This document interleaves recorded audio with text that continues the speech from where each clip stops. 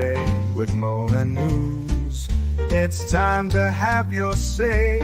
She's got the scoop, the stories, all the latest trends. Mo's got the news, let's hear it.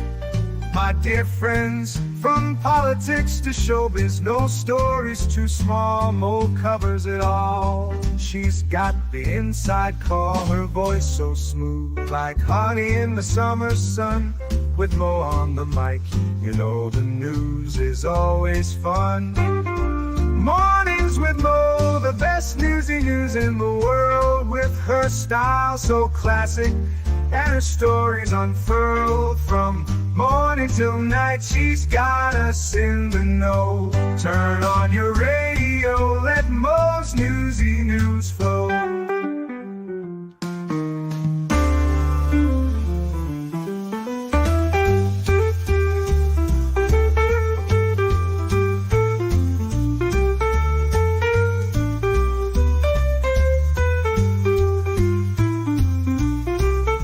Hey everyone, it is the 17th of June, which means we're almost halfway through the month, and it's a Monday, which is always a fun day to start out.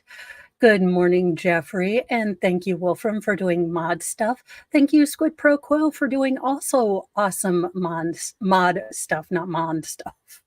Good morning, Nanny Goat. Thank you, Squid Pro Quill. This is the first time I've worn this wig. It's nice to have curly hair that I don't have to do a 407,000 step, curly girl method.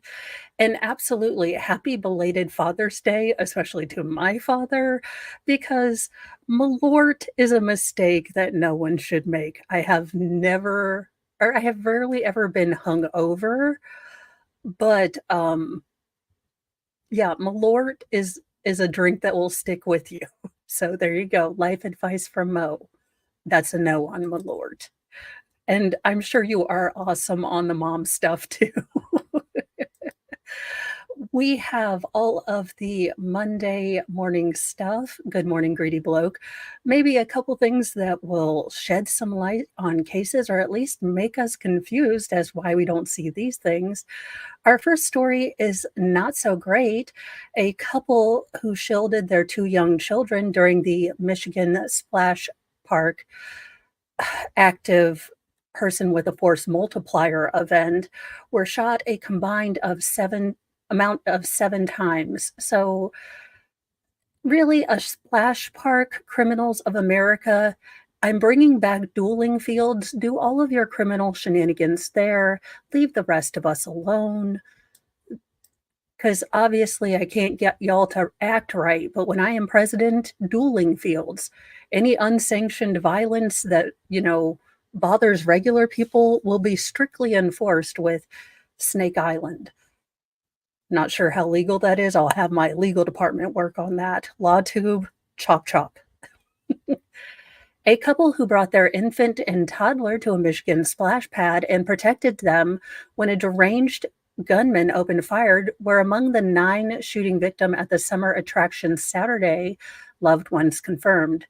Michaela and Eric Coughlin were both wounded protecting their 2-year-old and 7-month-old daughters when shots rang out inside the Brooklands Plaza Splash Park near their home around 5 p.m. The husband and wife, who live in Rochester, were shot a combined 7 times. So this is the young family, and thank goodness these little girls were not hurt, but oh my gosh, what a absolutely. Oh, and the happiest of birthdays today, 71. Thank you for joining us this morning, starting your birthday right with shenanigans. So I hope you have a lovely day, nice time with your family, or just time spent by yourself. As an introvert, sometimes the best gifts Mr. Mo gives me is like 2 hours by myself. But I hope you have a lovely, fun-filled, family-filled day or quiet time by yourself, however you choose to celebrate. The husband and wife were shot a combined 7 times during the horrifying scene, a family friend said in a GoFundMe post. Shortly after grabbing ice cream, they walked to the splash pad and were not even there for a minute when Michaela and Eric heard gunfire, the Post states. In an effort to save their children, they each grabbed a child to protect them. The two are undergoing treatment after they were rushed to the hospital. Because of their heroic actions, their children were protected and able to go home that evening, the family friend said on GoFundMe. Michaela and Eric face a long unknown recovery from this unthinkable tragedy. As of Sunday night, the fundraiser had raised more than $20,000. The Coglins and 7 other park goers were wounded in the shooting carried out by 42-year-old Michael William Nash, who later deleted himself during a police standoff. There is no my shock. I would swoon, but I'm actually not that shocked. The sickening gun violence left an 8-year-old boy critically injured after he was shot in the head, and a younger relative, a 4-year-old boy, in stable condition after he suffered a gunshot wound to the thigh. Oakland County Sheriff Michael Bouchard said, according to the Detroit News. A 39-year-old woman who is related to the 2 children was also shot in the legs and abdomen and was in critical care Saturday. All the other victims were 30 or older, including a 78-year-old man, WXYZ reported. They were all in stable condition. Rochester Hills Mayor Brian Barnett said one of the victims is a wife of a city worker, and she was there with 14 family and friends, the Detroit News reported. When I talked to her husband, he was in shock, but he was grateful that his family was okay and is focused on supporting them, Barnett said, according to the outlet. Good morning, Speedy Gonzalez. And I do hope that they find out a reason why, as I often says, it's Monday. English will come to me. But evil doesn't have to have a reason, but maybe we can get some information. Maybe we can figure out how to prevent this again. Also, in honor of Father's Day, and I wasn't going to cover this, but what in the absolute unholy, grilling disgustingness are these burgers on Chuck Schumer's grill? I mean, what in actual and who puts, first of all, they're brown, which is unappetizing, but you don't put cheese on before you even cook the burger. Mr. Schumer, this is like Nancy Pelosi having $700, ice cream in her thing. Also, just yuck. Mr. Schumer, we are ashamed. And he doesn't represent our grilling, as an entire country. In interesting news, a Missouri woman's murder conviction is tossed after 43 years. Her lawyers say a police officer did it. So let's check into this. A judge has overturned the conviction of a Missouri woman who was a psychiatric patient when she incriminated herself in a 1980 killing that her attorneys argue was actually committed by a now discredited police officer. Judge Ryan Horseman ruled late Friday that Sandra Hemme, who spent 43 years behind bars, had established evidence of actual innocence and must be freed within 30 days unless prosecutors retry her. He said that her trial counsel was ineffective and prosecutors failed to disclose evidence that would have helped her. That's a Brady violation. I love my new mug. Now, did I need to spend $16 on it? The answer is yes. Yes, I did. Her attorneys said this is the longest time a woman has been incarcerated for a wrongful conviction. They filed a motion seeking her immediate release. We are grateful to the court for acknowledging the grave injustice Ms. Hemme has endured for more than 4 decades, her attorneys said in a statement, promising to keep their efforts to dismiss the charges and reunite Hemme with her family. A spokesperson for the Missouri Attorney General Andrew Bailey did not immediately respond to text or email message seeking a commitment on Saturday. Hemi was shackled in leather wrist restraints and so heavily sedated that she could not hold her head up straight or articulate anything beyond monosyllabic responses when she was first questioned about the death of 31-year-old library worker Patricia Jeskel, according to her lawyers with the New York-based Innocence Project.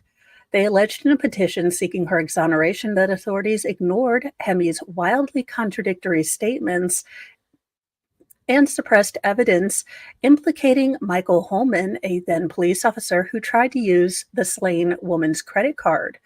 The judge wrote that there was no evidence outside of Miss Hemi's unreliable statements that connected her to the crime. In contrast, he added, this court finds that evidence directly ties Holman to this crime and murder scene. He did, Slinky? I kind of feel bad for him, but then isn't he related to Amy Schumer? And then I don't feel like he's apologized enough, but that could just be an unfortunate, similar name. So I'm trying not to, charge him for Amy Schumer.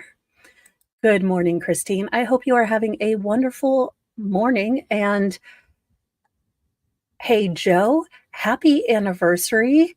I understand those years when it's like, okay, we've been together a long time, but I'm not going to math.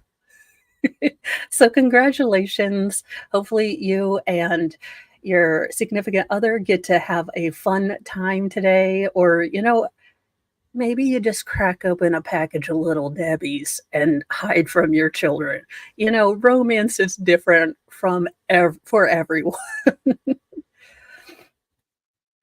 It started on November 13th, 1980, when, let's see here, when Patricia, the victim, missed work. Her worried mother climbed through a window at her apartment and discovered her daughter's nude body on the floor surrounded by blood. Her hands were tied behind her back with a telephone cord, and a pair of pantyhose were wrapped around her neck. A knife was under her head. Now, I will say that I am shocked that they figured a woman did this. Not that women can't be involved with SA assaults on other women. It is the year 2024. But in 1980, to have a crime scene so indicative of possible, SA, but then to charge another woman for it does seem to be a bit of a stretch. The brutal unaliving grabbed headlines, with detectives working 12-hour days to solve it, but Hemi wasn't on the radar until she showed up nearly 2 weeks later at a home of a nurse who once treated her, carrying a knife and refusing to leave. Police found her in a closet and took her back to St. Joseph's Hospital, the latest in a string of hospitalizations that began when she started hearing voices at the age of 12. She was discharged from the very hospital the day before Patricia's body was found, showing up at her parents' house later that night after hitchhiking more than 100 miles or 160 kilometers across the state. The timing seems suspicious to law enforcement, and we have to remember this was, the early 80s, where maybe mental health was not acknowledged and or even considered, and maybe the police officers just thought, well, this chick shows up at a nurse's, house with a knife. We have someone who died with a knife, maybe. So it's very interesting that they found a convenient person who couldn't really account for things, and an officer who seems to have more connection pinned it on a person that couldn't fight back. Did they train Canton PD just asking for a friend? The Hemi was being treated with antipsychotic drugs that triggered involuntary muscle spasms. She complained that her eyes were rolling back in her head, the petition said.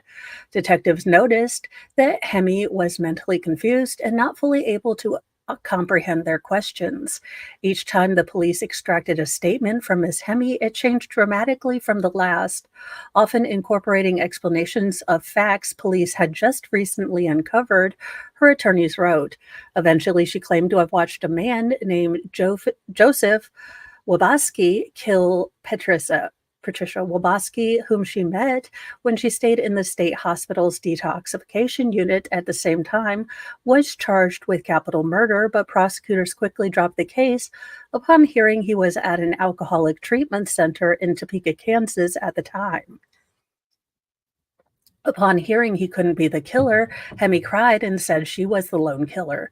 But police were starting to look at another suspect, one of their own. About a month after the killing, Holman was arrested for falsely reporting that his pickup truck had been stolen and collecting an insurance payout. It was the same truck spotted near the crime scene, and the officer's alibi that he spent the night with a woman at a nearby motel couldn't be confirmed. Those ladies of the night do not keep daytime planners. Allegedly. Furthermore, he tried to use Patricia's credit card at a camera store in Kansas City, Missouri on the same day that her body was found. Holman, who was ultimately fired and died in 2015, said he found the card in a purse that had been discarded in a ditch. And being a police officer, you thought, well, I really need a new Polaroid, and I'll turn this in after that. Patricia's father said he recognized the earrings as a pair that he had bought for his daughter, but then the 4-day investigation into Holman abruptly ended. Many of the details uncovered were never given to Hemi's attorney. Hemi, meanwhile, was growing desperate. She wrote to her parents on Christmas Day in 1980, saying, even though I'm innocent, they want someone to put away so they can get the case solved. She said she might as well change her plea to guilty. Just let it end, she said. I'm tired. And that's what she did the following spring when she agreed to plead guilty to capital murder in exchange for the death penalty being taken off the table. Even that was a challenge. The judge initially rejected her guilty plea because she couldn't share enough details about what happened, saying, I really don't know what I had done until like 3 days later, when it came out in the paper and on the news. Her attorney told her that her chance to not be sentenced to death was to get the judge to accept her guilty plea. After a recess and some coaching, she provided more information. That plea later was thrown out on appeal, but she was convicted again in 1985 after a one-day trial in which jurors weren't told of her current attorney's describe as grotesquely coercive interrogations.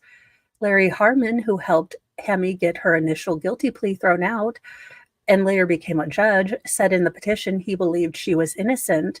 The system, he said, failed her at every opportunity. So I hope this woman gets a hell of monetary reimbursement, and they can go back and possibly link this officer. But I want to find those defense attorneys, and I want to see if they're still practicing, because that is absolutely ridiculous. Now, in a story that somewhat relates to the case going on today, and I know you're going to be shocked, but it's not exactly the same. Gordon Ramsay of, yelling at everyone to get his dishes right, 57 shows off a gruesome injury after a scary bike incident. Now, bike versus person, or bike person versus car, these are the kind of injuries that you're going to have. It's remarkably insane that our, current famous person versus car fatality case doesn't seem to have these kind of injuries. Gordon Ramsay had quite the scare just before Father's Day. Again, although Mr. Ramsay, you did pick a sport that makes you wear spandex shorts. I think perhaps you could try boxing. The famous chef, 57, revealed he suffered a scary accident while riding his bike in Connecticut earlier this week. Ramsay addressed his Instagram followers with a video where he detailed the incident, which admittedly really shook him. Good morning, Conversations Living Room with RJ. uh, and said it really shook him. So that's before and that's after. Again, all spandex destroyed in this accident uh, was an act of God. But I am glad he's okay. I'm lucky to be here, he said before he cautioned all the dads to wear their helmets. Honestly, you've got to wear a helmet. I don't care how short the journey is, he said. The Hell's Kitchen coach or host then pulled up his chef's jacket to reveal a large bruise. So, person contacting rode violently after, involved with a tussle with an automobile. This is the kind of injuries that you're looking at. Yes, I understand that the case was not exactly the same, but it is remarkable what we do not seem to have in the John O'Keefe case. Now, I'm not like full tin foil, nor do I care about Turtle Boy in the least, but it is amazing that we aren't getting these sort of things from, oh, I don't know, the prosecutors. I'm in pain and it's been a brutal week, but I'm getting through it. Along with two before and after photos of the incident, he also shared another update on his health. I'm doing okay. I did not break any bones or suffer any major injuries, but I am a bit bruised up and looking like a purple potato, Ramsey said. He went on to thank doctors, nurses, and the staff at New London Hospital, where he received treatments to his injuries, but saved the biggest thank you to his helmet that saved his life. Ramsey has been otherwise busy over the last month as he promotes the latest installment of Fox Food Stars. Lisa Vanderpump has teamed up with Ramsey for the sophomore installment of the series, which sees the duo searching for the next great food and beverage entrepreneurs. In a new twist, contestants will pitch their products, services, or business plans to the moguls, who will then handpick talent to join their respective teams. Whoever survives a subsequent business boot camp will win a cash prize of $250,000 to invest in their enterprise. Gordon Ramsay's Food Stars Season 2 premiered on May 22nd and airs on Wednesdays at 9 p.m. Eastern Time on Fox. I mean, look, I'm glad he is okay, but I do find it absolutely suspicious that, I don't know, where the hell are the bruises on Mr. John O'Keefe? Uh, and what in the actual heck has gone on with people? I'm hit. Deputy survives shootout with quote unquote monster who unalived his own mother and father minutes apart. Well, I'm glad the officer and his requisite mustache are okay. Let's get into the story. A son murdered his father less than an hour before the start of Father's Day and shot his mother as deputies confronted him, according to Florida deputies. Are we shocked that this is in Florida? He then got into a shootout with deputies, injured one before passing away due to said gunfight with cops, authorities said. Rebecca Ann Thelmius, 48, called Hillsborough County Sheriff's Office shortly after 11 p.m. Saturday to say her son, 19 years old, Christos Alexander Themilis Jr., killed his father, her husband, Christos Brian Themilis, 51, according to deputies. Sheriff Chris Cronstister told reporters at a press conference that as the mother spoke with dispatchers, they could hear gunshots in the background. Deputies rushed to the Tampa area home and took tactical positions outside. They encountered the mother who the complainant was that called us. He said she was in the front yard as they started a dialogue with the mother saying, "Hey, walk out towards us." They see their suspect. They see the bad guy. Our bad guy takes the time to walk up behind his mother and shoots his own mother in the back of the head. What an absolute trash bag human. The younger Themelius then engaged in a shootout with deputies. 5 deputies returned fire, according to the police spokesperson. During the shootout, one of the deputies got shot in a lower extremity. Deputies removed the deputy who was hurt, applied a tourniquet on his leg, and took him to the hospital. The suspect was hit by gunfire, went down, and then crawled back into the house where he barricaded himself, according to the public relations officer. Uh, Deputy Shane McGull, who is 26, at the hospital is recovering from his injuries. He was been with the sheriff's office since 2022. The sheriff released uh, his body cam from the incident. I'm hit, he said, tourniquet, tourniquet, tourniquet. A first responder then helps the deputy into the back of a police cruiser where he's rushed to the hospital. SWAT deputies were called out and sent a robot into the home where it located the father's body from the gunshot wound. The SWAT team went into the house where they found the son, well, self-deleted. According to the public relations officer's deputy pronounced the mother dead as well. Deputies had been called to the home at least 10 times since 2021, the sheriff said. Most of the calls were either pertaining to the decedent's mental health or domestic violence he inflicted against his parents. The monster we encountered this evening is responsible not only for injuring our deputy, but for unaliving his own parents. What an absolute trash bag human. In sad news, a Seinfeld actor has passed away at the age of 71. Hiram Kastan. Now, I wasn't a big Seinfeld person. I only watched Seinfeld because they tortuously put it before Simpsons. And I was always like, who cares about Seinfeld? Let's put Simpsons on.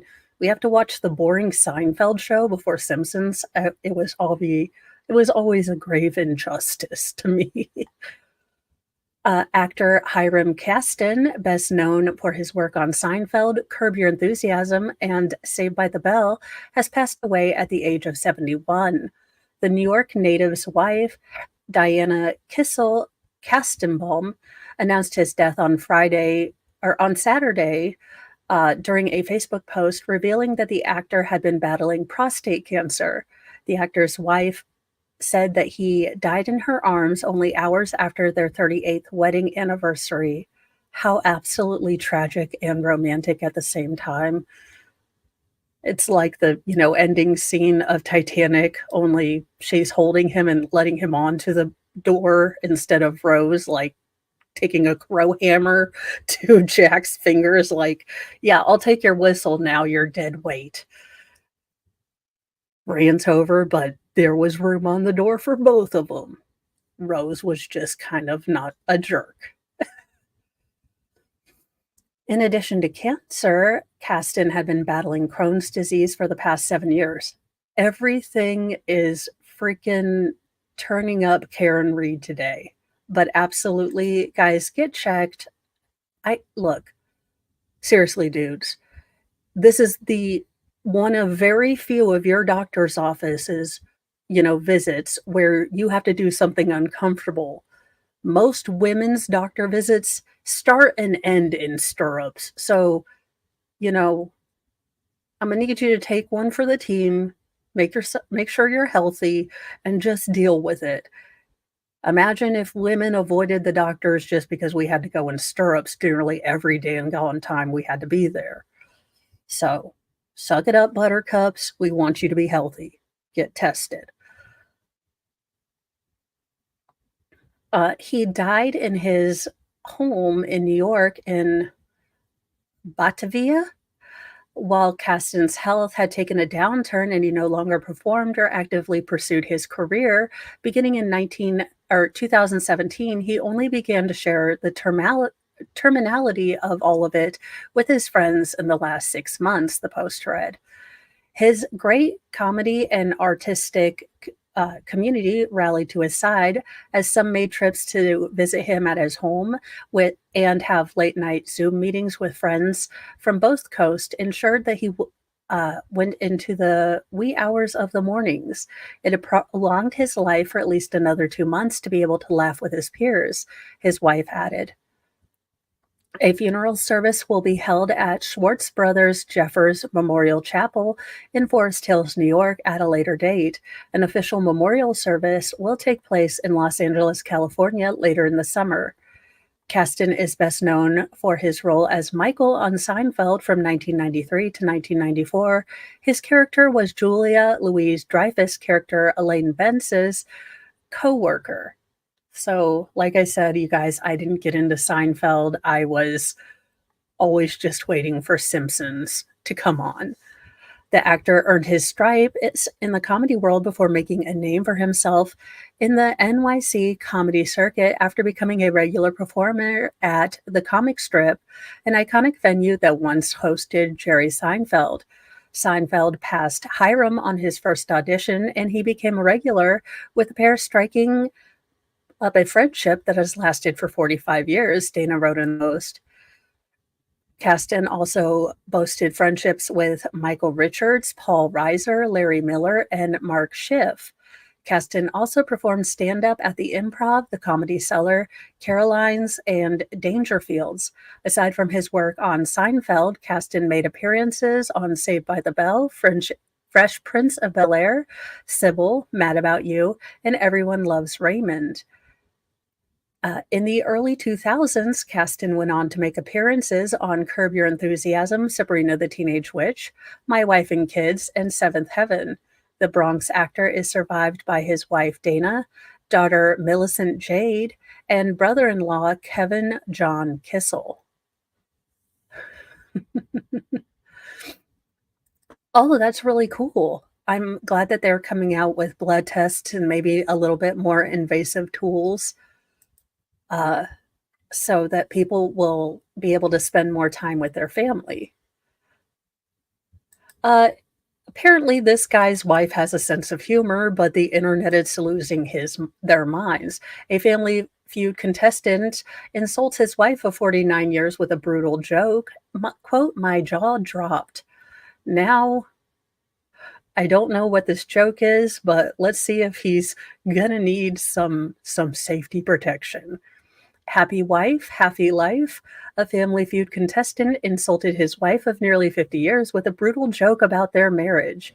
In a clip that recently went viral on TikTok, Robbie Weatherspoon told host Steve Harvey what he does for a living. He says, "I'm retired. I play a lot of golf, and I just recently celebrated my 49th wedding anniversary," he said. "Wow, that's pretty good, man," Harvey, 67, responded. The audience cheered for Weatherspoon, but they were not ready for what came next. "It's not that easy. You got to treat her with respect, take her on great trips," Weatherspoon said, adding, "For our 25th, I took her to China, and next year I'm going to pick her up." Okay, that's funny. That's not internet. Y'all need to find humor again, for the love of holy. Yes, absolutely. This is not a joke. If a guy, and I don't know why you're peeing on a pregnancy test, but if you as a dude person, you know, pee on a pregnancy test and it does pop hot, you are pregnant. You are not pregnant, but they do need to check your hormones post-haste because that is, in fact, a sign of prostate cancer.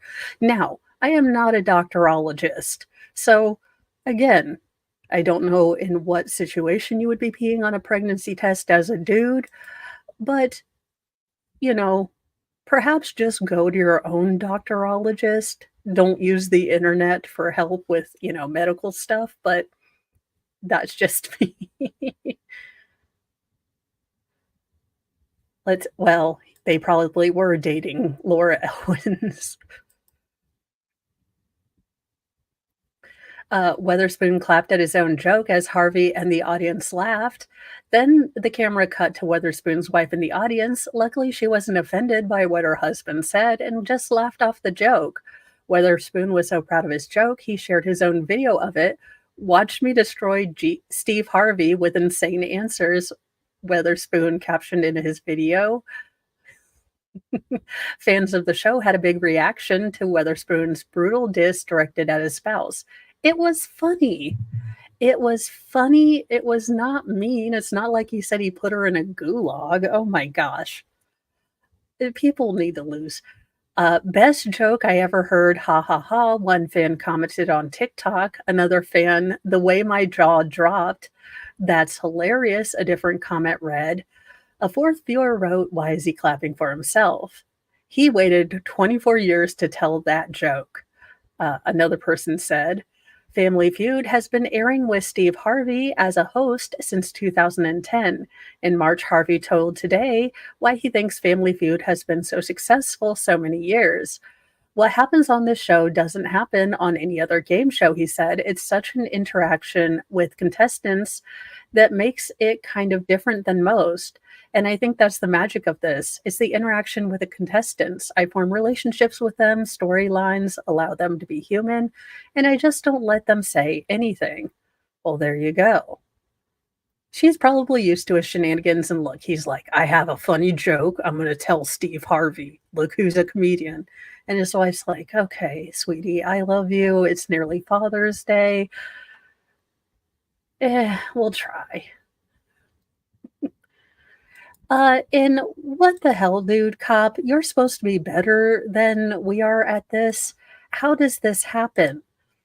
A South Carolina cop was put on leave after fatally running over a 66-year-old woman on the beach with a police pickup truck. Those 66-year-old women will pop right out at you on the beach. What? You're not even on a road, good sir. How are you? He's like, she didn't even use the jaywalk. She was jaywalking. It's the beach. A South Carolina cop was put on administrative leave after driving over a 66-year-old woman in the sands at Myrtle Beach, unfortunately taking her life, according to police. The woman, identified as Sandra Sandy Schultz Peters, was on the way to the beach around 1 p.m. on Thursday when she was struck by a police pickup truck and died at a local hospital. I heard someone yell, there's somebody been run over, bystander Dennis Miller told WBTW-TV. We run over there, and yeah, there's a lady on the ground, and there's a truck on top of her. The Horry County Police Department called the incident a tragedy in a statement on Facebook. We have a responsibility to ensure the investigations, both external and internal, occur without delay or interference. The department did not say that they were going to be, asking Canton Police Department for their help, but, they seem to have some carology skills. What and how do you?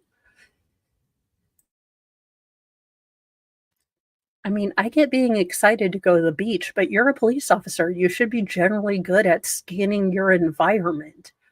Horry County Police Department is providing any access and information that the South Carolina Highway Patrol may require to complete their investigation. The Post said at this time, the officer involved is on administrative leave. Highway Patrol investigators were back at the beach on Friday with a few drones that were flying over the scene. A similar accident happened in Horry County in 2020 when a woman was lying on the beach in nearby Garden City and was hit by a police car and injured, according to WBTW. Holy fazolies. I mean, how do you don't drive automobiles on the beach? Maybe this is a just random idea.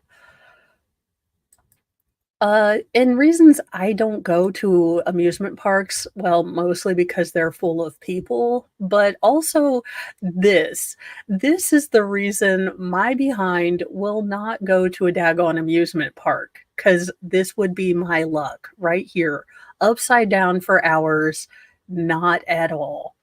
Nearly 30 riders were rescued after being stuck upside down on a ride at Portland Amusement Park. Almost 30 people were rescued and medically evaluated after being stuck hanging upside down on a ride at an amusement park in Portland. The Atmosphere ride at Oaks Amusement Park stopped at the apex position while operating in a 360-degree setting, suspending 28 riders upside down, the park wrote on X. No, I'm good. Just hard pass on that. And welcome, Shizzy Raiders. Portland Fire and Rescue responded around 3:15 p.m. local time after the ride got stuck, according to a post on X. Portland Fire is en route to Oaks Park for a ride that's stuck with multiple riders. At this point, there are no indications of injury, the fire department said. Jordan Harding, 18, thought she would never see her family again while trapped on the ride. At first, I was freaking out, but then I was like, it's fine. I thought we'd come down in 10 seconds, 15 seconds, or whatever, Harding told CNN. She said 20 seconds turned into 3 minutes. Then riders started to panic, scream, and call for help. What I was thinking is just like, I'm never going to see my dad again. I'm never going to see my brothers again. I'm never going to go to college. I'm never going to get married. I'm just never going to have these major milestones, she said. I'm 18. I have so much life left to live. Like, I'm going to die like this. Are you joking? I haven't even been graduated a week. This poor little girl. I mean, and I don't mean to call her a little girl, but young lady. Oh my gosh. Because I am a catastrophizer like her.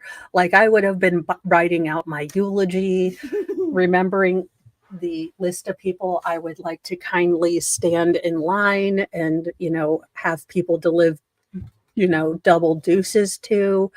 I mean, be telling my mom, like, hey, can you invite so and so from high school? I'd really like to tell them to flip off, which, but I totally go to the worst office most awful thing that could happen in this scenario. Uh, Portland Fire said it worked with park engineers to lower the ride manually, but also prepared a high angle rope rescue team to effect rescues with the ride stuck as it was if they were unable to manually lower the ride. The ride was manually lowered at 3:24 p.m. according to fire departments. The riders were then evacuated and medically evaluated. One rider was transported to the hospital for further evaluations, and others were released by medics, according to the park. Good morning, Captain Kern. Jess, yeah, no. This is that is why I can go. It's the up part of the rides I have no problem with, is that fast falling feeling where your stomach feels like it's somewhere in your brain case region. That is just not a thing for me that I like. I know some people love it, but I just don't. Daniel Allen, who was on the ride when it stopped, told CNN affiliate KATU that the restriction harnesses on his chest made it difficult for him to breathe because he has asthma. I was crying, not of joy, not of anything, just crying. I was more happy and I was alive. I don't think I ever appreciated my life more, Allen said.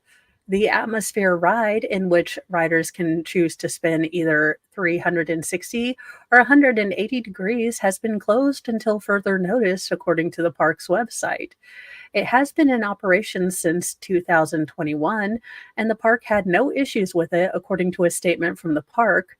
The park says it will work with the manufacturer and state inspectors to identify what caused the incident. Friday was the opening day for the 2024 season of the amusement park, according to the park's Facebook page.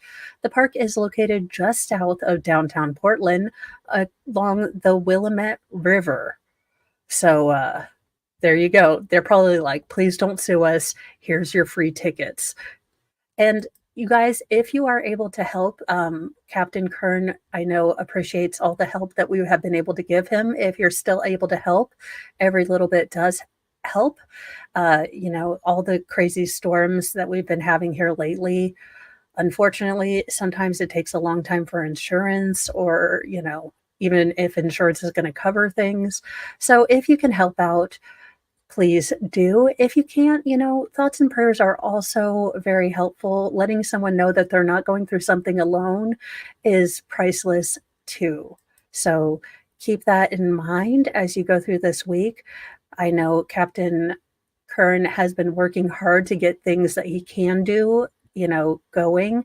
So just let's keep up our encouragement because it's always easy that first couple days, but it's those weeks and weeks of these projects that, always seem to be a bit more complicated than what you initially thought. So hopefully all these people are okay. And I would never go to an amusement park again. But again, I'm like, there's people there that strike one, rides operated by carnies and or teenagers, strike two, and it's hot and I have to deal with people, strike three. I'll stay in my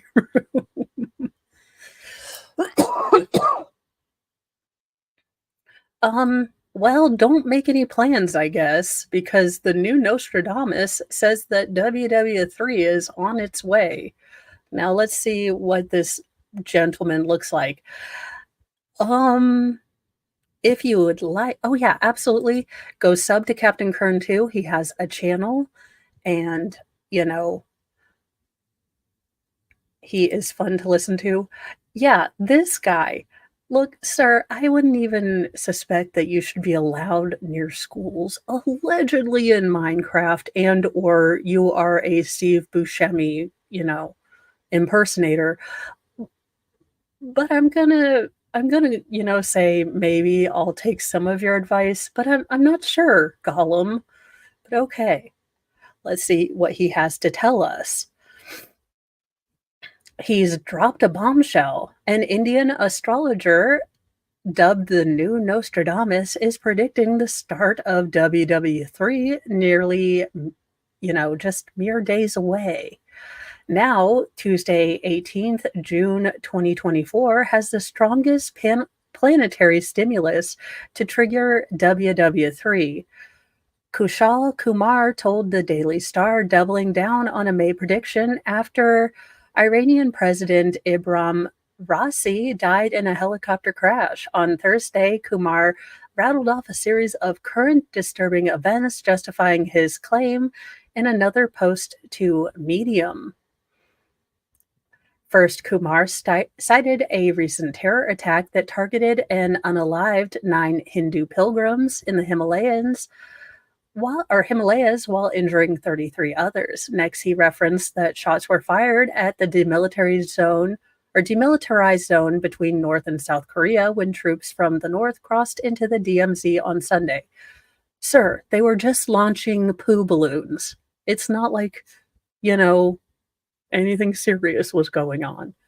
Thirdly, he cited the conflict in Mesopotamia. Then he pointed out in a maneuver uncomfortably reminiscent of the Cuban Missile Crisis, Russia has been sending warships, including a nuclear submarine, to Havana. On top of all of that, China has been administrating drills off the Taiwanese shores. Watch the developing war scenarios with hotspots. So basically, local man makes observations, fills in predictable pattern recognition. Or psychic, whichever you want to call yourself. He added June 29th may also be doomsday. The Nostradamus knockoff previously predicted June 10th, which came to pass. Even if, WW3 doesn't pass in a matter of days, state officials warn it's a serious concern. So look, I am totally right. But if it's not, just I was sort of right. Okay. The North Atlantic Treaty Organization warned a few months ago that war with Russia in the next 20 years may be inevitable. Yes, NATO, I can't imagine why.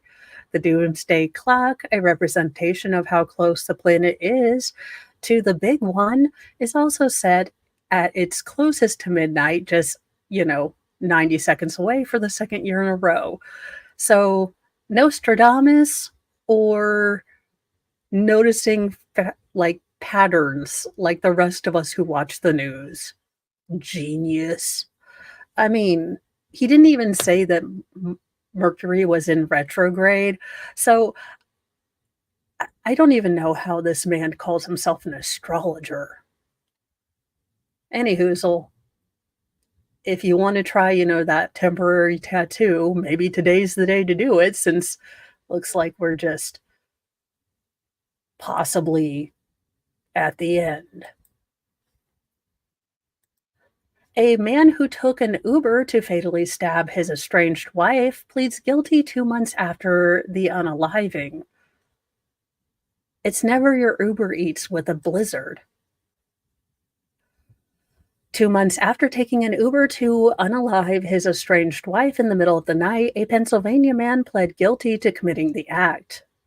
Kenneth Shea was sentenced on Monday to life in prison, according to Philadelphia NBC affiliate WCAU. He reportedly apologized in tears to the victim, Elizabeth Shea, 57, and her sons, speaking at the side of his brothers Sean and Corey. Eldest son Bob Bradley acknowledged the apology but noted that the murder was defendant Shea's decision. I felt his apology was sincere and I appreciate it. We do appreciate that, he told the outlet of his estranged stepfather. He's suffering a loss too, so that's unfortunate, but then it was a decision he made as well. As previously reported, Kenneth Shea marred the marital relationship by laying hands on his ex-wife or his estranged wife, going as far as to choke her. Kenneth had been charged with simple assault and strangulation for a January incident. In March, Elizabeth Shea obtained a protection order, against him. Kenneth Shea was also evicted from the family home. Elizabeth Shea's family reportedly said that the defendant had taken advantage of her, her business, and her home. Prosecutor Tanner Beck, in describing the motive to the outlets like WCAU, said he thought factors included jealousy, the protection from abuse order, and defendant Shea being evicted. But this relationship had turned abusive and it was going downhill, he said. The That downhill trajectory culminated in the early morning of April 10th, just after midnight. Kenneth Shea had been staying at a Comfort Inn when he ordered an Uber and showed up minutes later at his estranged wife's home in the community of Winmore. He allegedly stabbed her to death, then returned to the hotel in another Uber at 3:58 a.m. Video surveillance showed him arriving and entering room 314 while wearing camouflage pants. When Elizabeth didn't show up for work at the Lucky Dog's pet daycare, police carried out a welfare check in which they discovered the sliding rear glass door to be unlocked, but the master bedroom to be locked. They forced their way inside to find Elizabeth on the floor dead, suffering cuts to her head and neck. Blood stained the bed. County detectives noted blood in the home's bathroom sink as if someone had tried to clean up. A joint investigation into the homicide by Montgomery police detectives and Springfield Township Police determined that an air conditioning unit had been pushed inside the residence, allowing access through one of the windows. In the residence, 4 hard drives from the home's digital recording units and 3 cell phones had been discarded in the bathroom sink and toilet. Authorities tracked down Kenneth Shea. His cell phone records showed his phone was in the area of the Comfort Inn in the days leading up to the, death throughout the day on April 10th. Bensalem police SWAT arrested him in the hotel room when he exited, prosecutors say. She will be truly missed in our family, Elizabeth's youngest son, Corey Bradley, said on Monday, still trying to wrap our heads around it. But we know one day at a time, and she will be watching over us in good spirits. And she wanted the best for us, so we just got to make her proud now.